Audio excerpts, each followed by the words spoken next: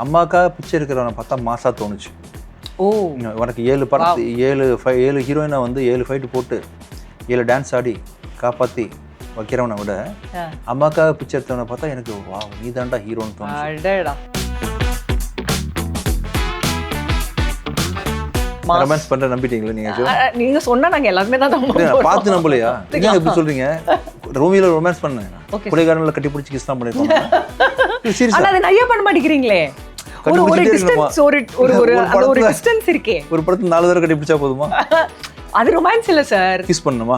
ஐயோ வேணாம், இது வேற மாதிரி போயிடும். என்ன ரொமான்ஸ்? உங்களுக்கு என்ன பார்த்தலன்னு சொல்லுங்க, நான் ட்ரை பண்றேன். நீங்க வந்து ரொமான்ஸ் அப்படின்னு சொல்லிட்டு ஒரு அந்த படம் பாட்டு அதெல்லாம் பண்றீங்கல்ல, கட்டிலாம் பிடிக்கிறோம். ஆமாமா, நீங்க ஓகே, நீங்க கட்டி பிடிக்கிறீங்க, நீங்க கிஸ் பண்றீங்க, இந்த சீன்ஸ்லாம் இருக்குல்ல, அதை பார்க்கும்போது எங்களுக்கு வந்து நீங்க ஒரு என்ன சொல்றது, ஒரு இன்ஹிபிஷனோட ஒரு ரெஸ்ட்ரிக்ஷனோட பண்ற மாதிரியே இருக்கே. ஒரு நேச்சுரலா வந்து அடி வயித்துல இருந்து வர மாட்டேங்குது சார். அடி வயித்துல என்ன குறை சொல்லக்கூடாதுப்பா. நீங்க என்ன தெரியுமா, போன உடனே என்ன பண்ணிட்டாங்க, பிச்சைக்காரன்ல அம்மாவை காலி பண்ணிட்டாங்க.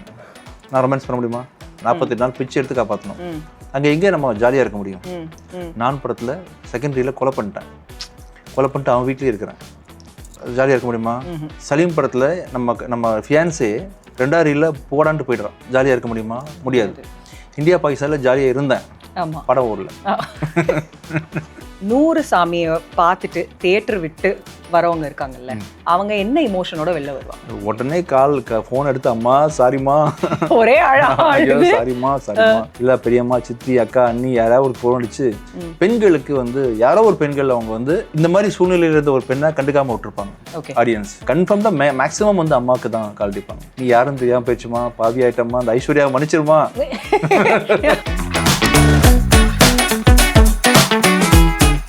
ஹலோ அண்ட் வணக்கம் துபாய். இன்னைக்கு நம்ம கூட ஒரு ஸ்பெஷலான பர்சன் இருக்காரு. இவருக்கு பயங்கரமாக ஹைப் பண்ணி இன்ட்ரோடக்ஷன் கொடுத்தாருன்னா ரொம்ப அன்கம்ஃபர்டபுளாகிறாரு. அதனால எப்போவுமே எளிமையாக எப்போவுமே ஒரு சிரிச்ச முகத்தோட இருக்கிற விஜய் ஆண்டனி சார் தான் நம்ம கூட இருக்காரு.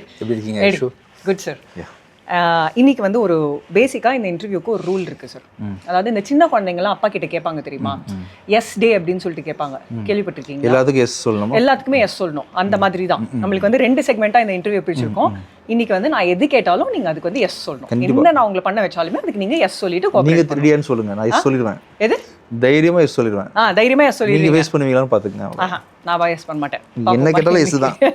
முதல்ல 100 சாமி அந்த படத்தோட டைட்டில் நீங்கள் வந்து எப்படி டிசைட் பண்ணீங்க? ஏன்னா பிச்சைக்காரன் வந்து சசி சாரோட இதுக்கு முன்னாடி பண்ணியிருக்கீங்க. அந்த டைட்டில் வந்து நீங்கள் தான் டிசைட் பண்ணீங்க. அவருக்கு அது விருப்பமே இல்லை, எத்தனையோ பேத்துக்கிட்ட வச்சு உங்களை கன்வின்ஸ் பண்ணலாம்லாம் ட்ரை பண்ணாராமே, நீங்கள் கன்வின்ஸே ஆகாமல் இதுதான் வேணும் அப்படின்னு சொல்லிட்டு டிசைட் பண்ணீங்கன்னு சொன்னார். ஸோ இந்த 100 சாமி டைட்டிலும் நீங்கள் தான் சஜஸ்ட் பண்ணீங்களா? அதுக்கு பின்னாடியான ஸ்டோரி என்ன? கதை சொல்லி முடிச்சிட்டாரு சார். சொல்லிட்டு வேற ஒரு டைட்டில் சொன்னார். ஒன் டே நைட், அன்றைக்கி நைட்டோ ஐ திங்க் நெக்ஸ்ட் டே வந்து ஒரு மெசேஜ் அனுப்பிச்சேன் அவருக்கு, இந்த டைட்டில் அனுப்பிச்சேன். திங்க் பண்ணிட்டு நானும் இந்த லிஸ்ட்டில் வச்சுருந்தேன், பட் முடிவு எடுக்கல அப்படின்னாரு. வச்சுருங்க சார், இந்த டைட்டில் தான் சார் ஆப்டான டைட்டிலாக இருக்கும் படத்துக்குன்னு சொல்லிட்டு. அந்த டைட்டில் அவரோட லிஸ்ட்லையுமே இருந்துச்சு. அவர் ஒரு 10 லிஸ்ட் வச்சுருந்துருப்பார் இல்லையா, அதில் ஒரு டைட்டில் இதையும் வச்சுருந்தாரு. பட் நான் இதை அனுப்பிச்ச உடனே அவருக்கு இன்னொன்று, நம்ம மைண்டில் ஒரு எல்லாத்துக்கும் சொல்யூஷன் நம்மகிட்டே இருக்கும். ஆனால் ஒரு நண்பனோ அம்மாவோ ஃப்ரெண்டோ யாரோ அழுத்தி சொல்லும்போது ஓகே அப்படின்னு போகிற மாதிரி இது வந்து ஓகே ஆயிடுச்சு. ஸோ எவ்வளோ ரிலேட்டபிளாக இருக்குன்னு நினைக்கிறீங்க இந்த டைட்டில் படத்துக்கு? உங்களுக்கு ஒரு ரீசன் இருந்திருக்கும்ல, இந்த 100 சாமி அப்படிங்கிற ஒரு வேர்ட் லைஃப்பில் உங்கள் வயசு தோராயமாக ஒரு 22 வச்சுப்போமே. ஓகே வச்சுக்கலாமே. இந்த 22 வயசில் எத்தனை சாமியை நீங்கள் நேரில் பார்த்துருப்பீங்க? சும்மா ஒரு 2-3 சாமியை நேரில் பார்த்துருக்கோம். ஆமாம். எப்படி நேரில் பார்ப்போம்? ஃபோட்டோவில் தான் பார்ப்போம். சாமி பார்க்க முடியாதா? நான் பார்த்து 2-3 வாய்ப்பு, அதிகபட்சம் 2 பார்த்துருப்பீங்க. அதுலேயே பெஸ்ட்டு சாமின்னா அம்மா தானே இல்லையா? எந்த சாமிக்கு ஒன்று டக்குன்னு துடிச்சிருவோம் நம்ம? அம்மா தான். நம்ம கண்ணில் பார்த்த உண்மையாக பெரிய சாமின்றது அம்மா தான். சின்ன 22 வயசும் 22 வயசு 365 நாள் போட்டிங்கன்னா எவ்வளோ, எத்தனை வருஷம்ப்பா? கிட்டத்தட்ட ஒரு 6-7,000 டேஸ் வந்து உங்களை வந்து வளர்த்து இந்த சாமியை தினைக்கும் பார்த்து, இந்த சாமி அளவுக்கு உங்களை எந்த சாமியாவது கேர் பண்ணியிருக்காது வரைக்கும். சாப்பிட்டியா, கொண்டியா, சேஃபாக வீட்டுக்கு வந்தியா, புருஷன் நல்லா பேசினாப்லையா, ஜென்ரலாக எவ்வளோ.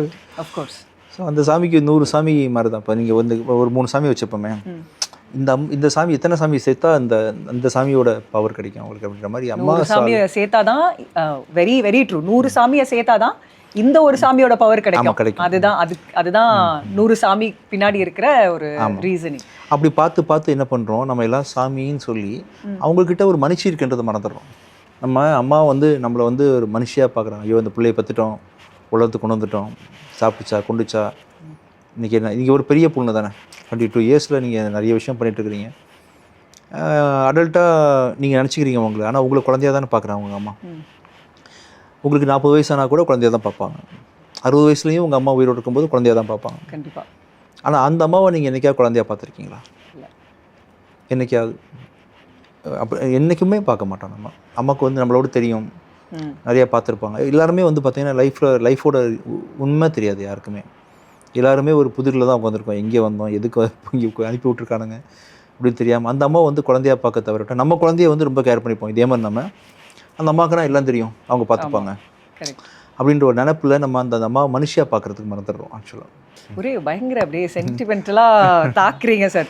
ஓகே, இப்போ வந்து அது அந்த அம்மாவை மனுஷியாக பார்க்க, அந்த பிச்சைக்காரனில் வந்து அம்மாவை கடவுளாக பார்த்தான் ஒருத்தன், நூறுசாமியில் அம்மாவை மனுஷியாக பார்க்குறான் ஒருத்தன். அதான் டிஃப்ரென்ஸ் நூறுசாமியை பொறுத்த வரைக்கும். சூப்பர். அண்ட் இப்போ சசி சார் உங்ககிட்ட வந்து ஸ்டோரி சொல்லும் போது ஆப்வியஸ்லி நீங்கள் ஆல்ரெடி சசி சாரோட ஒர்க் பண்ணியிருக்கீங்க. ஸோ எந்த பாயிண்ட்டில் வந்து சரி இந்த படத்தை நான் பண்ணியே ஆகணும், இதுக்கு நான் நோ சொல்லிட்டேன்னா அது ஒரு மிகப்பெரிய தப்பாக இருக்கும் அப்படின்னு சொல்லிட்டு எந்த பாயிண்ட்டில்? ஒன்றுமே இல்லை, ஆடியன்ஸ் தான். இந்த படத்தை பார்க்கும்போது நீங்கள் ஒரு 10 இடத்துல நீங்கள் எமோட் ஆவீங்க. நீங்கள் எல்லாம் சேர்ந்து எனக்கு ஒரு கால் பண்ணுங்கள் படம் பார்த்து முடிச்சுட்டு, ஓகேவா? கண்டிப்பாக. எல்லாம் சேர்ந்துட்டு என்ன ஃபீல் பண்ணுறீங்க? 10 தடவை எமோட் ஆவாங்க. அம்மாவா எமோட் ஆவீங்க, ஒரு பொண்ணாக நம்ம தவற விட்டோமே இந்த விஷயத்த பண்ணுறதுக்குன்னு எமோட் ஆவீங்க. ஒரு சித்திக்கோ பெரியம்மாக்கோ அன்னிக்கோ யாருக்கோ நடந்திருக்கும், உன் ஃப்ரெண்டுக்கோ, அந்த டைமில் நம்ம யோசிக்காமல் போயிட்டோமே வருத்தப்படுவீங்க.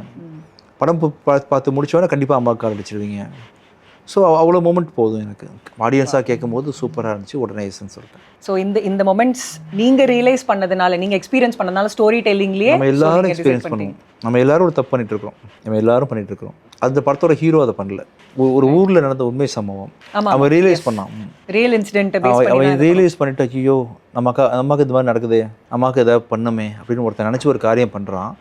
அந்த காரியம்தான் நூறுசாமி. How beautiful, super. And Sasi சாரோட இது உங்களோட 3வது படம். ஆக்சுவலி டிஷ்ரூமில் வந்து மியூசிக் டைரக்டராக ஒர்க் பண்ணியிருக்கீங்க. பிச்சைக்காரன் முடிச்சுட்டு இப்போ இது உங்களுக்கும் சசி சாருக்கும் உள்ள கெமிஸ்ட்ரி எப்படி இருக்குது? எப்படி ஒர்க் அவுட் ஆகும்? எந்த மாதிரியான விஷயத்தில் ரொம்ப நீங்கள் 2 பேருமே ஒரே சிங்கில் இருப்பீங்க? இப்போ படம் வரும்போது கேப்டன் வந்து இப்போது டிரைவர் வந்து வண்டியை ஓட்டுறாரு, கண்டக்டருக்கும் பேசஞ்சருக்கும் டிரைவருக்கும் ஏதாவது சம்மந்தம் இருக்குமா? விசில் ஊதுனா ஊதுவார், இப்போ இவ்வளோ தான். டிரைவர் தான் டைரக்டர். ஆக்சுவலாக டைரக்டர் வந்து ரைட்டில் திரும்ப சொன்னால் எல்லாம் ரைட்டில் திரும்பணும், லெஃப்ட்டில் திரும்பினா எனக்கு கெமிஸ்ட்ரி இருந்தாலும் இல்லாட்டாலும் அவர் கேட்குறத பண்ணி ஆகணும். இதுதான் எல்லாரோட ஜாபும். ஆக்டர்ஸ் வந்து பட் அது இம்பார்ட்டன்ட் ஆல்சோ இல்லை. இப்போ அவர் சொல்லும் போது அதை நீங்கள் கேட்கறதுக்கும் ரெடியாக இருக்கணும்ல? இல்லை நான் என்ன சொல்கிறேன், டைரக்டர் நினச்சா ஒரு குரங்கு கூட நம்பிக்கை வச்சு படத்தை ஓட்டிட முடியும். ஜுராசிக் பார்க்கில் யார் வில்லன்? அது பேர் டைனோசரஸ். அப்புறம் வந்து நிறைய கிங்காங்லாம் பார்த்துக்கிங்க. ஸோ யார் வேணால் நடித்து படம் ஓடிடும். கொசு நடிச்சு நான்கியில் வந்து ஈதான் சார். டேரக்டர் வந்து எதை நினச்சா நம்ம கோஆப்ரேட்லாம் பண்ணணும் அவசியம் இல்லை. ஸ்கிரிப்டுக்குள்ளே வந்து இந்த டைலாக் சொல்லு அப்படின்னு சொன்னால் சொல்லணும், கொஞ்சம் ஏற்றி சொல்லு இறக்கி சொல்லுன்னு சொன்னால் சொல்லணும். முழு ஈடுபாடு இல்லாமல் சொன்னாலுமே அது படம் ஓடி பிளாக் பாஸ்டர் எல்லாமே கண்ட்ரோல் வந்து டேரக்டர் கையில் இருக்குது. ஒரு மொக்க கதையில் பயங்கரமாக நடிச்சு அப்படி பண்ணி இப்படி பண்ணி உருகி நடித்து காமிச்சா ஒரு 2 நாள் கூட தேராது படம். ஏன்னா கதை வீக்காக இருக்கும், டைரக்ஷன் தப்பாக இருக்கும். அப்படின்றதால நானும் அவரும் ஃபஸ்ட் படத்துலேருந்து இன்றைக்கி வரைக்கும் ஒர்க் ரிலேட்டடாக நிறைய பேசிப்போம். பர்சனலாக வந்து கதை சார்ந்து பேசிக்கிட்டு தான் அதிகம். டிஷ்யூமில் கதையாக பேசிக்கிட்டோம், பிச்சைக்காரனில் கதையாக அப்ரோச் பண்ணி பேசிக்கிட்டோம், அண்ட் நூறுசாமியில் ப்ரொஃபஷனலி பேசிக்கிட்டோம். ஒருத்தர் மேலே ஒருத்தர் பெரிய மரியாதை இருக்குது 2 பேருக்கும். பர்சனலாக ரொம்ப பழகிட்டோம் அப்படின்னு பார்த்தா இல்லை. ஏன்னா அவர் வயசு நான் வந்து எனக்கு அறிமுகப்படுத்தினால் நாளைக்கு நீங்கள் நானும் பழகினா கூட ஃப்ரெண்ட்லியாக பேசிடுவோம். ஒருத்தர் வாய்ப்பு கேட்டு ஒருத்தர் வீட்டில் போய் நின்றுருக்கேன். சார் சான்ஸ் கொடுங்க சார், நல்லா பண்ணி காட்டுறேன் சார், ஷோர் சார் அப்படின்னு பேசின இடத்துல நம்ம இன்றைக்கி பெரிய மியூசிக் டேரக்டராக இருக்கலாம், ஆக்டராக இருந்திருக்கலாம். அந்த மரியாதையை அப்படியே தான் வச்சுக்கணும் இல்லையா? பட் இப்போ நீங்கள் சொன்னதுக்கப்புறம் தோணுது, அவர்கிட்ட போயிட்டு சான்ஸ் கேட்டுருந்தீங்க கரெக்டாக. இப்போ அவரோட படத்தையே ப்ரொடியூஸ் பண்ணுறீங்க, அந்த இது உங்களுக்கு அந்த டிஸ்டன்ஸ் அப்படியே தான் இருக்கும். அவர் அப்படி தான் மற்ற அவருக்கு அப்புறம் வந்தவங்க சின்னவங்க ஜாலியாக ஃப்ரெண்டாக பேசுகிறதெல்லாம் அது இருக்கும். மேபி அவர்கிட்டையும் கேட்கணும்னு நினைக்கிறேன். விஜய் ஆண்டனி சார் அப்படி பார்த்துட்டு இப்போ இப்படி பார்க்கும்போது உங்களுக்கு எப்படி? அவர் வந்து நான் எப்பவும் போல் முதல்ல கொடுத்த ஒரே இது கொடுப்பாரு. என்னால் வந்து ஒரு பார்டரில் அவர் வச்சுருக்காங்க இல்லையா, அதை தாண்டி நான் வந்து போக மாட்டேன், அந்த இடத்துக்கு போக மாட்டேன். அந்த ஸ்பெஷல் இதுலேயே வச்சுப்பேன். ஏஜ் டிஃப்ரென்ஸ் இருக்குது அண்ட் நம்ம அறிமுகப்படுத்தின ஒரு மரியாதை இருக்குது அப்படின்றதுனால அதுக்குன்னு ஒரு ஸோ நான் ப்ரொஃபஷனலாக ரொம்ப அதிகமாக இன்ட்ராக்ட் பண்ணுவேன். நல்லா இருக்குது நல்லா இல்லைன்னு சொல்லுவேன். பர்சனலாக ஒருத்தர் தாண்டி நான் சூப்பர். மரியாதை எப்போவுமே இருக்கும் அவருக்கு. சூப்பர். இல்லை அந்த அந்த ஐடியாவை கன்சீவ் பண்ண மைண்டுக்கு ஒரு பெரிய ரெஸ்பெக்ட் கொடுக்கணும். ஏன்னா பிச்சைக்காரன்களை நூறுசாமி நான் பாடினது தானே உங்களுக்கு தெரியும். அது எந்த மைண்ட்லேருந்து வந்துச்சுன்றது தானே முக்கியம். அவரோட விஷன் அவரோட மைண்டு தான். அதே மாதிரி நூறுசாமின்ற கதையிலையும் அவரோட மைண்டு தான்றதுனால அதுக்கு ஆல்வேஸ் எங்கே போனாலும் நான் வந்து என்ன ஒன்றும் சொல்லாதீங்கப்பா, நான் ஒன்றும் கிடையாது, எல்லாம் அவர் தான் அப்படின்னு கொடுத்துருவேன். அப்போ ஒரு படம் ஹிட் ஆகிறதுக்கு வந்து ஒரு டைரக்டர் வந்து ரொம்ப ரைட்டர் ஸ்டோரி. ஃபேண்டாஸ்டிக். இப்போ இந்த கதையை வெறுமனா வாயில் சொன்னால் கூட அப்படியா ஓ அப்படின்னு கேட்குற மாதிரி இருக்கணும். பட் அந்த ஸ்டோரி டெல்லிங்கும் ரொம்ப இம்பார்ட்டன்ட்ல. இல்லை நீங்கள் படித்தாலோ கேட்டாலோ வாவ் அப்படின்னு நம்மளால் புரிஞ்சுக்கணும். So story is very important. அப்புறம் அதை டைரக்ட் பண்ணுறவங்க இது ரெண்டுமே அவர் தான். பிச்சைக்காரன்லேயும் நூறுசாமிலையும் அவர் தான். டீசர் பார்த்தோம், ட்ரெய்லர் பார்த்தோம். அதில் வந்து நீங்கள் சொன்ன மாதிரி தான் ஒரு டிப்பிக்கல் அம்மானு எல்லாத்துக்குமே வந்து ஒரு இமேஜ் இருக்குது, கரெக்டாக? அந்த இமேஜை பிரேக் பண்ணுற மாதிரி நிறையா சீன்ஸ் நாங்கள் பார்க்குறோம். ஸோ இப்போ தமிழ் சினிமாவை பொறுத்த வரைக்கும் இந்த மாதிரியான ஸ்டோரியை எடுத்து வெளியில் சொல்கிறது வந்து அவ்வளோ ஈஸியான விஷயம் நினைக்கிறீங்களா? இல்லைனா இன்னுமே ரொம்ப தயங்கி ரொம்ப டெசிஷன் எடுத்து ஓகே இந்த மாதிரி ஒரு ஸ்டோரியை வெளியில் சொல்லலாமான்னு யோசிக்க வேண்டியது இருக்கு? மக்கள்லாம் ரொம்ப தெளிவாக இருக்காங்க. நான் மக்கள் தானே.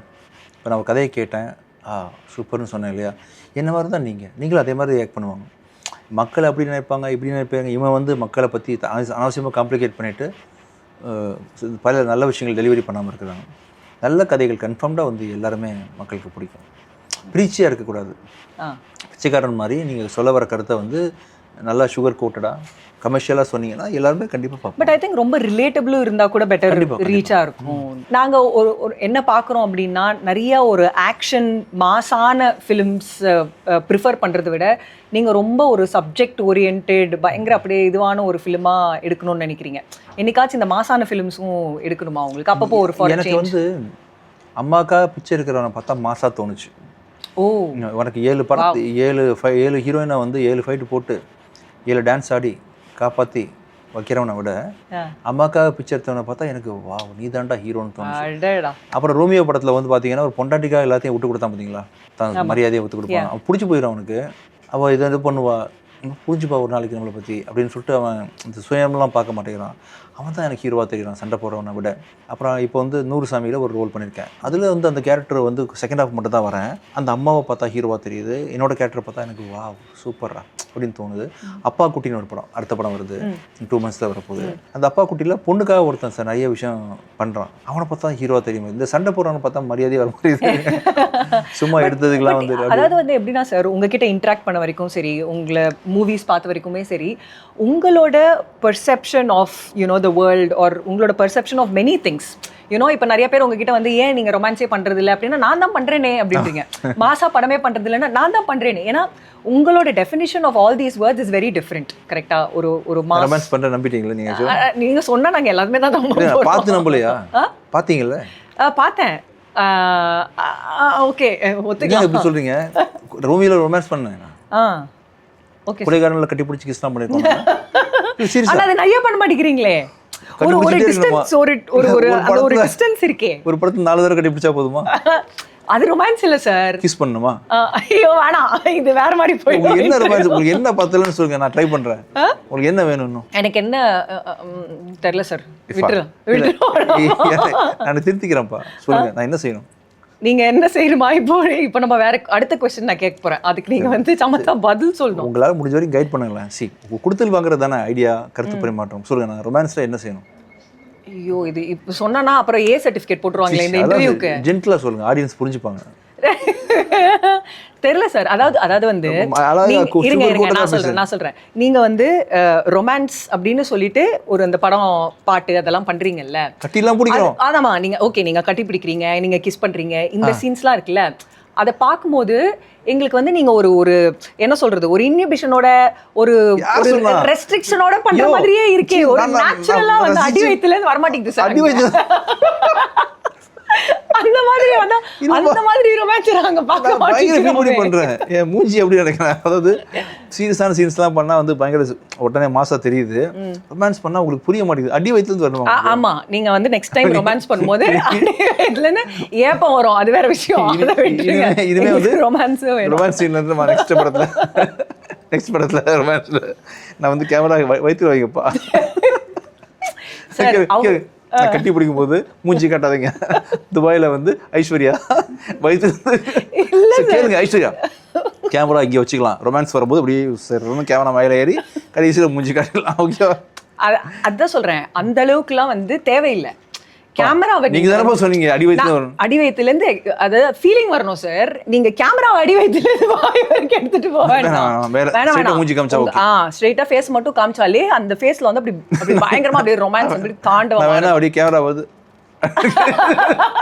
இல்ல நீங்க வந்து நீங்க ஃபுல்லா அப்படியே பயங்கர ரொமான்ஸ் பண்ணும்போது நான் உங்களுக்கு கால் அடிக்கிறேன். இந்த ரொமான்ஸ் பண்ணீங்க சார். ஏதாவது டியூரேஷன் இருக்கா? டியூரேஷன்லாம் இல்ல, you can take how much ever time you want. 5 minutes. ஓ எதுக்கு அந்த டியூரேஷன்? நான் நினைச்சேன் நீங்க ப்ராக்ரஸ் ஆகி வரது. அதெல்லாம் உடனே பண்ணிக்கலாம், பிரச்சனை கிடையாது. உங்களுக்கு படத்துல ரொமான்ஸ் எவ்வளவு டியூரேஷன் வேணும்? அவ்வளோலாம் இல்ல சார், 10 secondsல கூட இப்படி கண்டுபிடிச்சிடலாம். நீங்க தெளிவா சொல்லுங்கப்பா, ஏன்னா நீங்க சொல்றது நான் பைபிளா எடுத்து நான் பண்ண போறேன். அப்படியா? எவ்வளவு நேரம் வேணும்? 10 seconds. ஹக் பண்ணி கிஸ் பண்ணணும், அதெல்லாம் தெரியாது. அது மட்டும் ரொமான்ஸ் இல்ல. அந்த ரொமான்ஸ் வந்து நீங்க பண்ணும்போது அது நேச்சுரலா உங்க ஃபேஸ்ல வரும். நாங்க பாப்போம். நான் அந்த அன்னைக்கு கால் பண்றேன் உங்களுக்கு. நீங்க வந்து ரொமான்ஸா நடிச்சிட்டு எனக்கு அந்த வீடியோ அனுப்பிச்சு என்னோட ஃபீட்பேக் கேளுங்க. இந்த படத்துல என்ன பார்த்தவங்க எல்லாம் அது வந்துச்சுன்னு சொல்லிட்டாங்க. அப்படியா? நான் கொஞ்சம் டஃப் சார். இல்ல சொன்னாங்க, சத்தியமா ஐ அம் வெரி டஃப். இல்ல அந்த படத்துல நடிச்ச ஹீரோயின் தெரியுமா சொன்னாங்க. நான் உள்ள இந்த படத்தை பார்த்து அதான் ஆக்சுவலா என்னதான் நடிச்சா கூட அவங்களுக்கு படம் பார்க்க வாய்ப்பு கிடைக்காது. ஓகே. லாஸ்ட்ல டப்பிங் டைம்ல கொஞ்சம் பிரிச்சு பார்ப்பாங்க. படத்தை கடைசி ஆடியன்ஸோட சேர்ந்து பார்ப்பாங்க இல்லையா? அப்படி வந்து சுவாசிக்க பார்த்தோன்னா சார் உங்க கள்ளத்தை பிடிச்சி கிள்னு போல இருக்குன்னு சொல்லி சொன்னாங்க. ஓகேன்னு ரியாக்ட் பண்ணிட்டு போயிட்டேன். அப்புறம் ஒரு ஃபங்க்ஷனில் ஐயோ சொன்னாங்களே ஞாபகம் வச்சு எனக்கு, கில்லுங்க ஐஸ்வர்யான்னு என் கண்ணத்தை பிடிச்சி யார் சார் கில்லுவாங்க? குட்டி குழந்தைக்கு கில்லுவாங்க. அந்த அளவுக்கு ரொமான்டிக் கியூட்டா பண்ணிருக்கேன். கியூட்டா பண்ணிருக்கீங்க, அதான் சொல்றேன். கியூட்னஸ் வேற, இங்க ரொமான்ஸ் வேற. சரி நம்ம அடுத்த கேள்விக்கு போலாமா? இது ரொம்ப லெங்தா போயிட்டு இருக்கு ரொம்ப நேரமா. சரி இப்போ நீங்க இவ்வளவு சொன்னதுனால, ஹீரோயின் பத்தி சொன்னதுனால ஒரு கேள்வி நான் உங்களுக்கு கேட்கறேன். அதாவது வந்து ஆடியோ லான்ச்ல ப்ரீ ரிலீஸ் இவெண்ட்ல வந்து மிஸ்கின் சார் வந்து சொல்லியிருந்தாரு, இந்த மாதிரி உங்களையும் சுவாசிக்காமையும் வச்சு நான் வந்து ஒரு படம் பண்ணியே ஆகணும் அப்படின்னு. அண்ட் அவ்வளோ கான்ஃபிடென்ஸோட வந்து it's a bloody good movie அப்படிங்கிறதுலாம் வந்து அவர் இமோஷனலாக சொல்லியிருக்காரு. அதை பற்றி என்ன நினைக்கிறீங்க? அந்த மிஸ்கின் சார் படத்தில் நீங்களும் சுவாசிக்காவும் நடிக்கிறத நாங்கள் எதிர்பார்க்கலாமா? எனக்கு தெரிஞ்ச ஒரு ரொமான்டிக் மூவி தான் இருக்க போறாரு நினைக்கிறேன். அப்படியா? அப்போ எனக்கு அதுக்கு ஒரு ஸ்பெஷல் டிக்கெட் வேணும். நான் அப்ரூவ் பண்ணாதான் அது தியேட்டர்ல ரிலீஸ் ஆகணும். நீங்க எப்படி ரொமான்டிக்னு வந்து அந்த படத்தை பார்த்தவங்க எல்லாருமே எங்களோட காம்பினேஷன் விரும்புறாங்க. சூப்பர். ஸோ அதனால நாங்கள் எதிர்பார்க்கலாம். மிஸ்கின் சார் டைரக்ஷன். கதை எனக்கு தெரியல, அந்த நம்பரை ரொமான்ஸ் கொடுப்பாங்கன்னு சொல்லிட்டு. ஸோ அது வந்து நீங்க நடிக்கக்கூடிய ஒரு கதையா இருந்து உங்களுக்கு பிடிச்ச மாதிரி கதையா இருந்துச்சுன்னா அவருக்கு தோணி இருக்குல்ல, என்னையும் சுவாசிக்காவும் சேர்த்து வச்சு பார்க்கணும் தோணி இருக்குல்ல. ஓகே, பட் அது உங்களுக்கும் தோணணும். Sensible director. Of course. அந்த அவரோட ஜெஸ்டர் பாருங்கப்பா, அந்த கதையை பார்த்த உடனே அவங்க பர்ஃபார்மன்ஸ் பார்த்த உடனே இந்த யாரோ ஒருத்தன் படம் இது ஓடினானா ஒராட்டானான்னு போகாம அந்த படத்தை ப்ரொமோட் பண்றதுக்காக அந்த கலையை அந்த படத்தை நடிச்சவங்களை இந்த டீமை ஆனர் பண்றதுக்கு ஒரு காலில் விழுந்து ஒரு விஷயம் பண்ணது. அதான் நான் பார்த்து ரொம்ப ஷாக் ஆயிட்டேன். அவங்க ஹீரோயின் காலே விழுந்திருக்காங்க. ஸோ அப்போ பார்த்தா இந்த என்டையர் மூவியே சுவாசிகாவை சென்ட்ரலாக வச்சு தான் எடுக்கப்பட்ட படம். கரெக்டா? சுவாசிகாவோட ஆக்டிங்கில் உங்களை ரொம்ப இம்ப்ரெஸ் பண்ண எல்லா சீன்லையும் எந்த சீனில் குறை சொல்லலாம்னு பார்க்குறேன். எல்லாமே இதுலயே உங்களுக்கு குறை சொல்லலாம் வருமா? வரது தெரியல, அதான் யோசிச்சு வர மாட்டேங்குது. சரி ட்ரை எல்லாமே சூப்பரா இருக்கு. இல்ல நீங்களே ட்ரை பண்ணும்போது நான் எல்லாமே சூப்பர்னு சொன்னா நீ ஒத்துக்க மாட்டேங்கிறீங்க. அப்புறம் குறையா சொல்லலாம்னு பார்த்தா அது வர மாட்டேங்குது. எல்லாமே சூப்பர்னு சொல்ல மாதிரி ஒன்னு வந்து ஒரு சீன்ல ஒரு கிரேட் அவங்க ஜாஸ்தியா பண்ணிருப்பாங்க. அந்த சீன்ல செகண்ட் ஹாஃப்ல இந்த படம் பார்க்கும்போது ஒரு சிங்கிள் ஷாட் சீன் 5 நிமிஷத்துக்கு சான்ஸே இல்லை. நம்ம ஊர்லயே பெரிய அவார்டு வரப்பா, இந்தியாவில் பெரிய அவார்டு. ஐயோ இப்படி திடீர்னு கேட்டிங்கன்னா national award, Bharat Ratna, national எல்லாமே சுவாசிகாக்கு இந்த வருஷம் வந்துருமா? Super sir. 2 பேருக்கு போட்டி இருக்கும்பா. தாய் கிழவியில் நடிச்ச ராதிகா மேடமா, நூறுசாமியில் சுவாசிகாவா. வாவ், அந்த போட்டி கன்ஃபார்ம்டா இன்ட்ரெஸ்டிங் நாமினேஷனாக இருக்க போகுது அப்படின்னு. 100%. ஓகே, அதாவது வந்து ஆடியன்ஸ் எல்லாருமே வந்து இப்போது பாஸ்ட் ஃபியூ மூவிஸில் வந்து விஜய் ஆண்டனி சார் ரொம்ப ஒரு இன்டென்ஸ் ரோல்லலாம் நாங்கள் பார்த்துருக்கோம். ரொம்ப சீரியஸாக அப்படியே பயங்கரமாக பார்த்துருக்கோம். இப்போ நீங்களே சொன்னீங்க ரொம்ப நாள் கழிச்சு உங்களை லவர் பாயாக மாற்றிருக்காங்க அப்படின்னு சொல்லிட்டு. அதை எவ்வளோ தூரம் நான் அக்செப்ட் பண்ணியிருக்கேங்கிறத படத்தை பார்த்துட்டு உங்களுக்கு நான் சொல்லுவேன். பட் ஸ்டில் நான் தான் சொன்னேன், நான் கொஞ்சம் டஃப், நான் ஒத்துக்க மாட்டேன். என்ன செய்யணும் அதான் ஓகே, அதுவும் கேட்குறேன். நான் பார்த்துட்டு சொல்கிறேன், நான் அக்செப்ட் பண்ணிக்கிறேன் நான். பட் நீங்கள் சொல்லுங்கள், உங்களுக்கு எப்படி இருக்கு? என்ன மாதிரியான ஒரு டிஃபரன்ஸ் ஃபீல் பண்றீங்க? ரொம்ப நாளா இன்டென்ஸாவே நடிச்சிட்டு இப்போ எனக்கு ஒரு லவர் பாய் சூப்பரா சொல்லக்கூடாதுப்பா. நீங்க என்ன தெரியுமா, போன உடனே என்ன பண்ணிட்டாங்க, பிச்சைக்காரன்ல அம்மாவை காலி பண்ணிட்டாங்க. நான் ரொமான்ஸ் பண்ண முடியுமா? சீரியஸாக இருக்க முடியும். அம்மாவை காப்பாற்றணும், 48 நாள் பிச்சை எடுத்து காப்பாற்றணும். அங்கே எங்கே நம்ம ஜாலியாக இருக்க முடியும்? சீரியஸ்னஸ். நான் படத்தில் செகண்டரியில் கொலை பண்ணிட்டேன், கொலை பண்ணிட்டு அவன் வீட்லேயே இருக்கிறேன், ஜாலியாக இருக்க முடியுமா? முடியாது. சலீம் படத்தில் நம்ம ஃபியான்ஸே 2வது ரீலில் போடான்ட்டு போய்ட்றான், அங்கே ஜாலியாக இருக்க முடியுமா? முடியாது. இந்தியா பாகிஸ்தானில் ஜாலியாக இருந்தேன், படம் ஓடல. வெளிப்படையா பேசுறாரு இந்த மனுஷன். நல்ல படம், பிடிச்சிருக்கு, நல்ல படம் பா அது. அந்த டைம்ல சூப்பர் படம். அது ஓடாதனால என்ன பண்ணிட்டாங்க, வர்றவங்கலாம் இவருக்கு நல்லா இருந்துச்சா ஓட மாட்டேங்குதுன்னு சொல்லிட்டு திருப்பி முன்னு இருங்க சார்.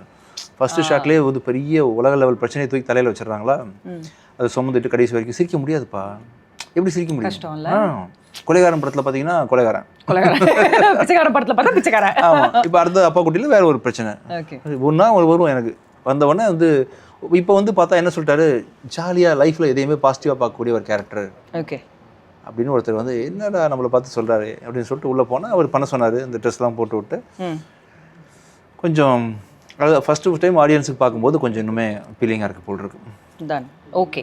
ஸோ ஒரு வேலை இந்த படம் ஓடிச்சுன்னு வச்சுக்கோங்களேன், நான் நிறைய ரொமான்டிக் ரோல்ஸ் பண்ணேன். கண்டிப்பா ஓடும். திருப்பி இந்தியா பாகிஸ்தான் ஆக்கிட்டீங்கன்னா? இல்ல அப்படிலாம் ஆக்க மாட்டோம் சார், கண்டிப்பா ஓடும்.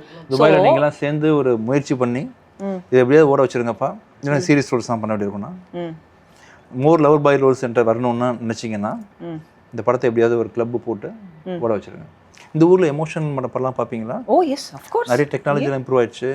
எமோஷன்ஸ் டெக்னாலஜி இம்ப்ரூவ் ஆகிறதுக்கும் இதுக்கும் சம்பந்தம் இல்லை. அடிப்படை எமோஷன். அதாவது இப்போ எப்படின்னா, நீங்க வந்து ஐஸ்வர்யா ஆயிட்டீங்க, நான் விஜய் ஆண்டனி சாரா மாறிட்டேன். ஓகேவா? எப்பவுமே தத்துவமா பேசி உங்களுக்கு தான் பழக்கம். இப்போ நான் என்ன சொல்றேன்னா, எவ்வளோதான் டெக்னாலஜி இம்ப்ரூவ் ஆனாலும் என்னதான் ஆனாலும் அடிப்படையா நம்ம வந்து மனுஷர்கள், ஒரு மனிதர்கள். புரியுது. பட் விடோட ஃபீலிங்லாம் புரியுமா? விதவைகளோட ஃபீலிங்லாம் ஆஃப் கோர்ஸ் புரியும் சார். ஏன்னா எல்லார் வீட்டிலயுமே வந்து அந்த மாதிரி ஒரு அம்மா இருப்பாங்க. எல்லார் வீட்ல இல்லனாலுமே தெரிஞ்சவங்க அந்த மாதிரி. இந்த ஊர்ல அந்த எமோஷன் இருக்குமா? எனக்கு அதான் டவுட். கண்டிப்பா இருக்கும் சார். நம்ம ஊருக்கு வந்து கிராமங்கள் இருக்கு, அன்டெவலப்டு நிறைய இருக்கு, தாட் ப்ராசஸ்ல கொஞ்சம் சில இடங்கள் பின்தங்கி இருக்கு. நீங்க பயங்கரமா காரு, பயங்கரமா டெக்னாலஜி இருக்கீங்களே சார். காரு டெக்னாலஜிலாம் துபாயில மட்டும் இல்ல, சென்னை எல்லா சிட்டிலயுமே இருக்கு. என்னன்னா இங்க கொஞ்சம் அந்த கடல் எவ்வளவு ஓடுதுன்னு பார்த்துட்டு உங்களுக்கு எல்லாம் எமோஷன் இருக்கா இல்லையா நான் சொல்றேன்.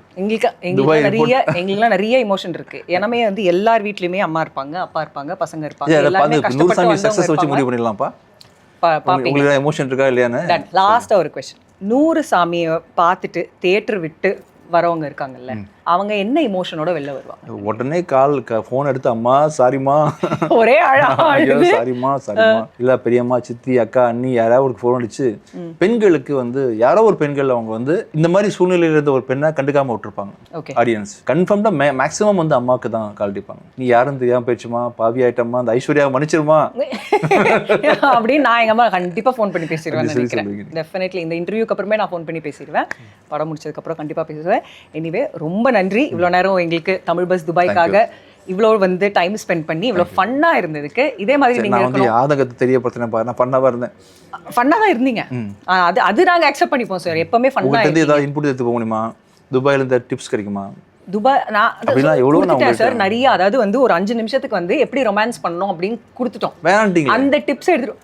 ரொமான்ஸ் நீங்க பண்ணணும் 5 நிமிஷத்துக்கு 5 நிமிஷத்துக்கு நான் பேசினேன்றேன். 5 மினிட்ஸ்க்கு நான் பேசியிருக்கேன். அதுதான் உங்க டிப். அதுல தான் நீங்க வந்து ஒர்க் பண்ண போறீங்க. Going back. ஓகேவா? ஓகேப்பா. Okay sir, thank you so much. Thank you.